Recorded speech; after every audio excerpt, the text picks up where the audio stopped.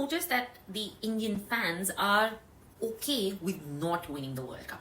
Now, don't misunderstand me. Of course, we want to win, but if we were to lose, that hurt isn't there. And as a litmus test, all you have to do is think back to the 2023 World Cup.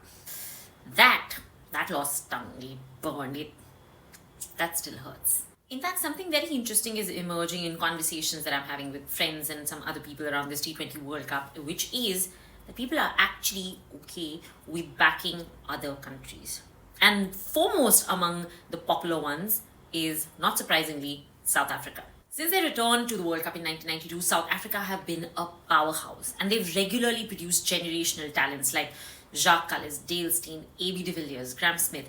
These are talents that we have backed, we've loved, we've wanted them to lift silverware. Sadly, that never came to pass. And on top of that, we all still carry the trauma of the 1999 World Cup, where Lance Klusener was left stranded in that semi-final. I think as Indians, of course we love champions, but we are die-hard romantics, right? We love the idea of redemption even more, which is why when South Africa finally won the ICC World Test Championship, it felt personal. It felt so good, even though we were watching as neutrals. The second team that a lot of Indians are supporting is the Windies. And yes, the West Indies have already won the T20 World Cup twice, but supporting them isn't really about trophies. It's about supporting what they once represented. The swagger, the danger, the aura that they brought to the game.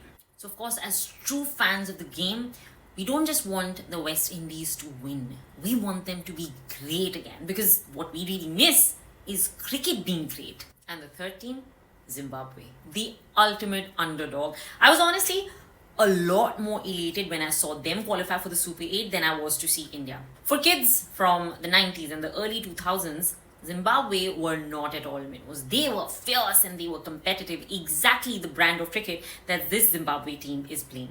These were the OG battles, and maybe that's why we root for them, because we really miss them. And honestly, maybe that's why, despite a lot of us purists rolling our eyes at how frequently the T20 World Cup happens, it is a format that is opening the doors of both cricket and our hearts to countries that can either regain lost glory, or to countries that are for the first time trying to find their feet in this sport. Of course, we are all supporting India, but were it not to come to pass, do you already have in mind a second or a third country that you would love to cheer for were they to win the World Cup? Do let me know in the comments below.